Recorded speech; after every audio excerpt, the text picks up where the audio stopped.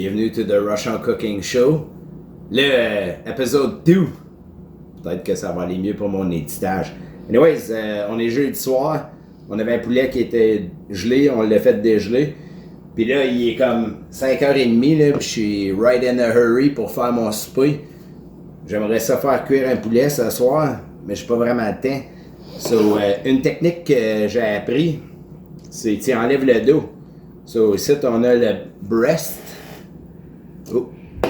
Les boobs. Ici, on a les belles petites cuisses. Puis après ça, ce spécimen-ci, il y a des ailes. Anyways, ce qu'on va faire, là, c'est qu'on va y enlever le dos, ici. Tout le long, ici. Puis je vais le coucher à plat sur le barbecue. Puis ça va accélérer la cuisson parce qu'il faut pas que je passe à travers du dos. So anyways, la meilleure chose à faire, c'est de connaître ton oiseau, là. Hello, Mr. Chicken.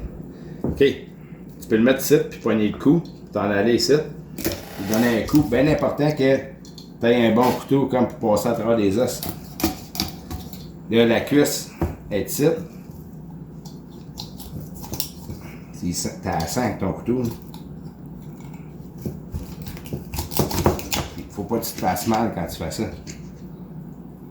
Puis l'autre bord, c'est la même chose, c'est le même exercice. Tu prends ton poulet de même, tu le coupes. Je sais pas si tu vois ça.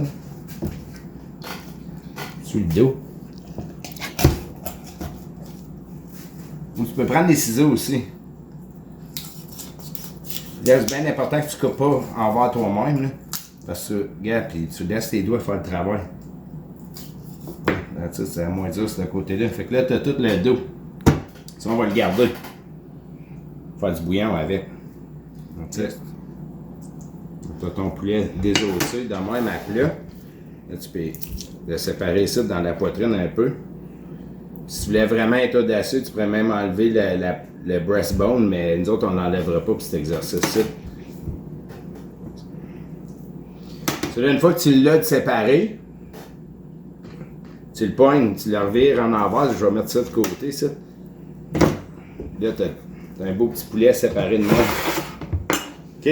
Puis là, t'as ton bird que t'as été vraiment intime avec, puis tu as massacré le dos. Tu pognes ton special blend of spice que t'as fabriqué toi-même with love. Puis tu sprinkles le shit sur ton bird. Si t'aimes ça avec ben de spice, t'en mets bien. La moitié va tomber sur le barbecue pareil. Faut pas en mettre, là. Les Américains, eux autres, ils mettent de ça, là. Ça, c'est le cure for COVID, là. Welcome to the COVID Cooking Show. Et ouais, tu en mets partout. Là, tu peux y en mettre en envers aussi, là, parce qu'il y a de la viande ici que tu veux seasoner. Ça, t'en mets. Dring! Marie-Ève, on a caller number 1. Marie-Ève Tondreau, quelle est votre question? Que mettez-vous dedans, Monsieur Rochon? Allô, Madame Tondreau? Dans mon blend of special spices, j'ai du sucre brun, du sel, du poivre de cayenne, la poudre d'ail, la poudre de gingembre. C'est l'autre que j'ai là-dedans. Du poivre noir.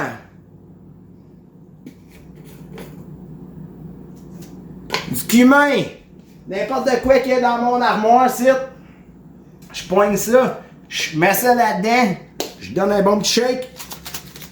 Puis ça va être ton blend of special spices. Ça, c'est le mien. Est-ce que ça répond à votre question, madame? Oui, Monsieur Rochon. Merci. Merci d'avoir rappelé. Puis keep on cooking, là, tabarouette. Hey, oublie pas, là. Le prochain segment, ça va être Marie-Ève qui cook, puis moi, je filme. Je vais poser plein de questions. Oui, OK. C'est là, je suis content avec ça. OK, welcome back. On est au barbecue. J'ai une petite deck. Fait beau soleil. Check ça, j'étais en shorts. Je suis pas obligé de laver de pantalon, pas de bas, pas de canson. À peine un t-shirt. Je suis au barbecue. Cheers.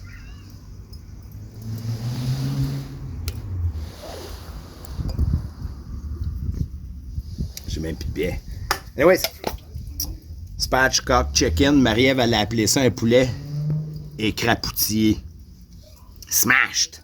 Crapaudine. Crapaudine, a.k.a. crapoutiné. So anyways, Là, ici, c'est bien important que tu montes ça, là. Nous autres, on rock un barbecue au charcoal. Si on a une poêle de fonte, ici, le feu, il est direct en bas, là. Le grill, il est chaud, là. Watchez-vous, là. Ça, là, j'ai mon poulet crapoutillé, a.k.a. spatchcock chicken. You ready for the grill? Je l'ai assaisonné comme faut. Là, je pogne mon handy spray à base d'huile canola. Voyons. Je vais sprayer ça, là. Ça se peut que ça saute, là. C'est pas si pire. Là, faut pas t'aider pas d'en mettre, là. Là, quand tu vois la boucane, c'est parce que ton shit, il est super chaud. So, tu pognes ton petit chum, ça. C'est les crapoutilles sur le barbecue. Là, si t'entends ça, là, c'est perfect. Le crackle, là, on est en train de searer ça, là. Sear Master right here, man. Écoute ça, là. Crackle. Mes sucres, puis tout mon shit que j'ai mis dessus, là, t'es en train de caraméliser. Ah ben c'est ça. On va se revoir tout à l'heure, là. Check out my friend.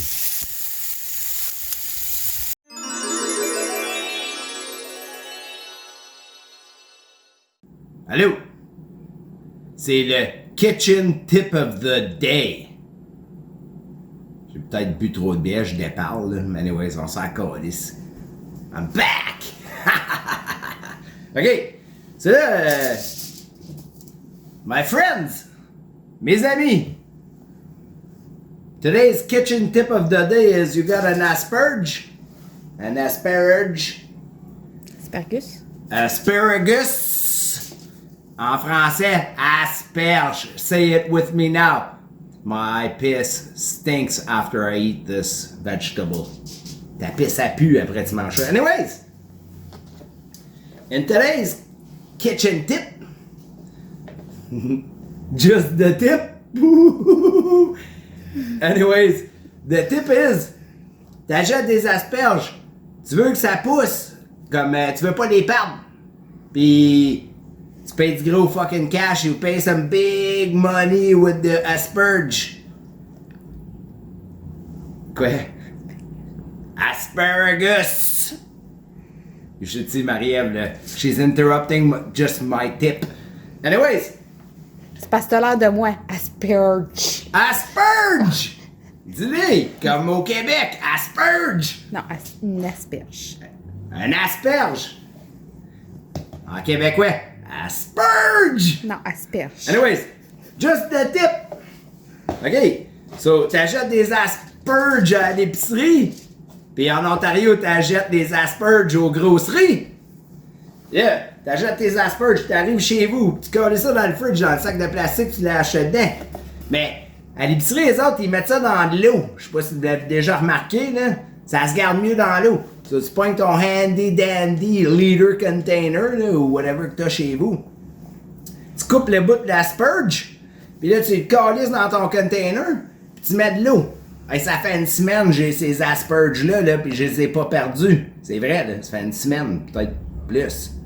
Mais oui, that's just the tip. Yes, sir. Ça fait, je sais pas combien de temps, là, j'ai baissé la température. Je vous ai amené tout à l'heure, elle était à 350. Mon chum, il commence à être pas mal brun. C'est mon premier pic, là. C'est pas vrai. Mon père, il a une super cool expression qui dit « If you're looking, you're not cooking ». Ben, j'ai regardé tout à l'heure. Je vais regarder encore, là. J'ai mes trusty tongs from India. C'est un paradis. Check it out. Anyways, sneak a peek. Je sais qu'il est ready to go, là. Regarde ça, là. La chaleur a déjà commencé à frapper l'intérieur de l'os, là. Je le sais. Mais vraiment, je le sais pas. Parce que mon père, lui, dit que tu peux le savoir s'il est cuit, hein, qu'en le regardant, là. Mais tout à l'heure, je vais vous donner un tip qui contredit mon père. Fait que, anyways, c'est le temps, là. On va leur flipper de bas. Là, je le sais, là, qu'est-ce que vous dites, là. Hey, Rochon, c'est brûlé, ici, là.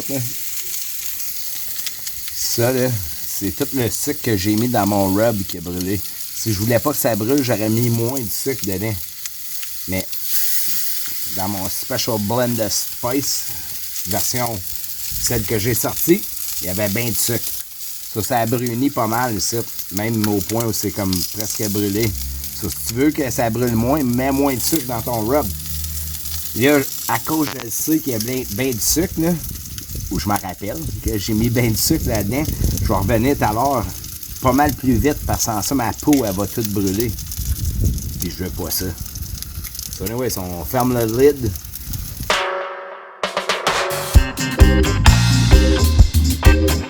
Anyway, c'est Ted's Hydration Moment. Action!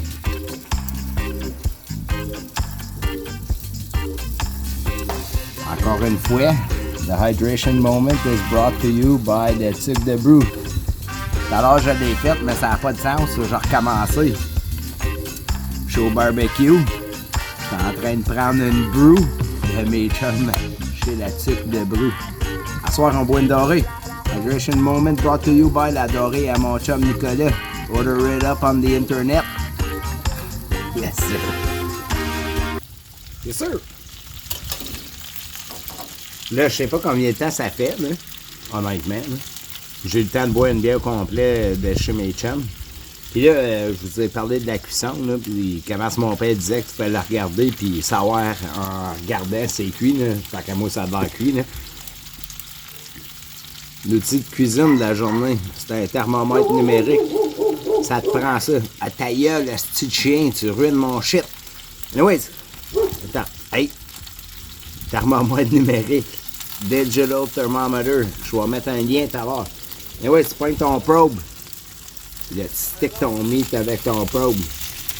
Puis là, tu peux aller dans la cuisse, ça. OK,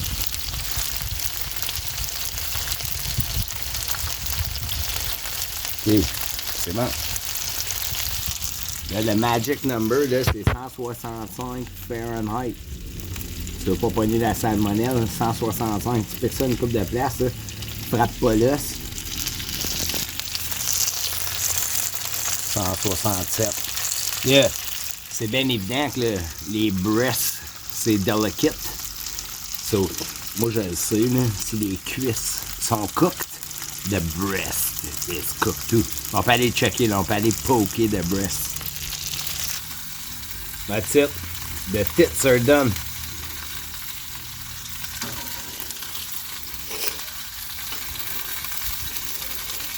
Off to the kitchen. It's dinner time. Yeah.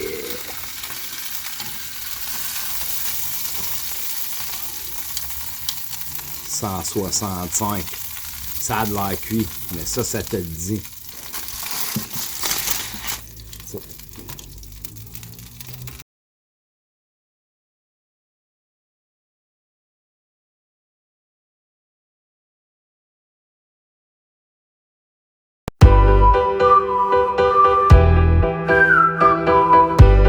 Je pense que je vais appeler ce segment ici « Ta grand-mère te l'a dit ». OK, ça, dans le bon vieux temps, là, ta grand-mère achetait pas rien. Chez nous, on dirait que je suis comme un record crassé, là. Pouc, pouc, pouc, pouc. On jette pas facal. So, hier, on avait des os.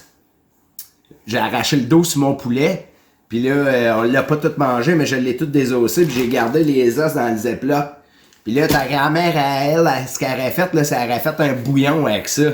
Tu sais, je le sais, là, tout le monde a ça, là, des concentrés, Knorr, pis je sais pas trop quoi, là, les petites cannes Campbell. Ben anyways, si tu fais à manger chez vous, là, ta grand-mère te l'aurait dit, jette pas tes os, parce que tu peux faire un bouillon. Puis le bouillon, on peut s'en servir pour plein d'autres choses. Anyways, sur ce segment, ta grand-mère te l'aurait dit, on va faire un bouillon de poulet.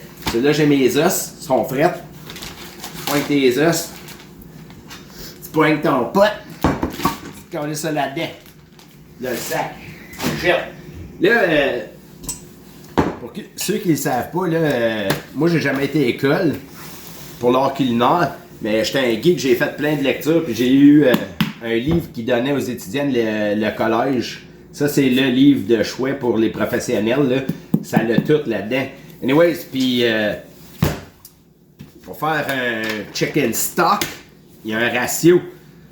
Pour la mirepoix, c'est un mélange d'oignons,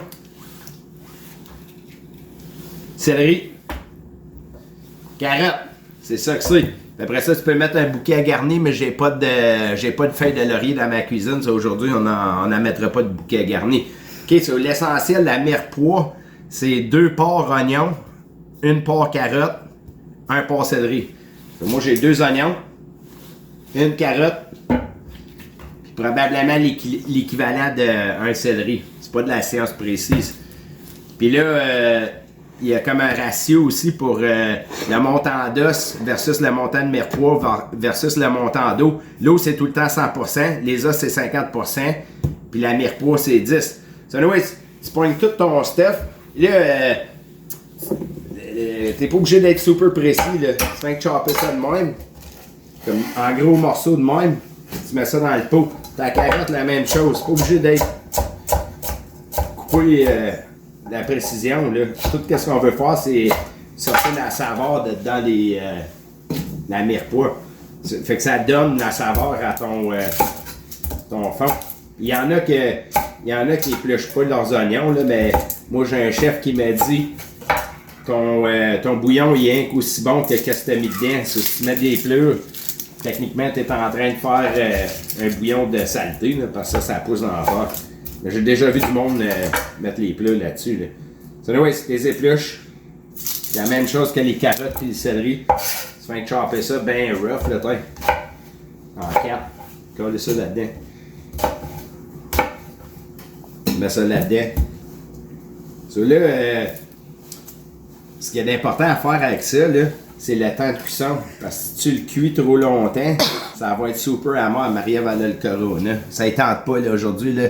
On a pris trop de hydration. Hier, là, Marie-Ève a mal à la tête aujourd'hui. Là, ça n'a pas de bon sens. Anyway, c'est un bon hangover cure, c'est ça. So, là, on ne mettra pas de sel là-dedans. Puis là, ce que je disais, là, c'est qu'il y a un temps de cuisson là-dessus. C'est entre 3 et 4 heures. Puis le truc, c'est que tu mets de l'eau frette dedans. Tu l'amènes à l'ébullition, qui veut dire que ça bouille. Puis après ça, tu le baisses pour que ça remue. Puis ce que remuer veut dire, c'est que, tu sais, l'eau, quand elle bouille, ça fait des gros bouillons sur le top, comme, puis ça gigote, là. Ben, le remuage, c'est quand il y a juste des du petit mouvement sur la surface. Puis ce qui arrive, c'est si tu bouilles ça comme un fou, ton fond, il va être tout cloudy, comme ça va être c'est ça, cloudy, comme la tête à Marie-Ève en ce moment, là, des gros nuages dans sa tête. So, OK, tu l'apportes à l'ébullition, tu le baisses à un remuage, puis tu le laisses là pour 3-4 heures. Puis là, nous autres, on va s'en servir là, cette semaine. Là, probablement, je vais faire une soupe faux dans ma prochaine épisode. Puis on va prendre la liquide, le bouillon de poulet, pour faire notre base de soupe avec d'autres saveurs. Anyways, c'est ça. Oui. Devrait-on écumer tout au long? Oui, bonjour. On a un appel de Madame Tondreau encore. Elle est fatigante, la maudite. S'il y a bien de la viande sur tes os, ça se peut que pendant que tu es en train de remuer, ça se peut qu'il se forme comme une petite couche de... Ça a l'air de la mousse, là. Je sais pas trop c'est quoi, là, mais en tout cas, c'est la protéine de la viande qui sort. So, qu'est-ce que tu peux faire? Pendant que tu es en train de remuer puis tu as toute la junk sur le top, tu pognes une louche puis tu passes, regarde, là, de même, tu passes par-dessus sur le top puis t'écumes. C'est quoi donc? En anglais, c'est écume. Non, ça a un nom, là, style, voyons. Il est titre, là. Non, c'est pas strain, c'est skim! You skim! Skim! Ouais. C'est quoi en français, là? Écume. Écume. Moi, tout, j'ai un peu de brume à matin, là. Ou à midi. Il est midi, puis j'ai de la brume en crise. Je pense que je devrais prendre un autre biais, là, mais je vais attendre. Mais ouais, c'est ça. Bring to a boil. Reduce the heat. Simmer, en français. Écume. Non, pas écume, simmer, mijoter. Ah, mijoter. Mijoter. Puis pendant les 2 heures, les 3 heures, tu peux écumer. You can skim the shit, skim all those particles. And then, après 3 heures, you strain and stick it in the fridge. Ah, là, une autre affaire. Ayez pas peur là, de mettre du stuff chaud dans votre fridge. Là. Je sais que ma mère, ou j'ai déjà entendu, dis mets pas de stuff chaud dans le fridge.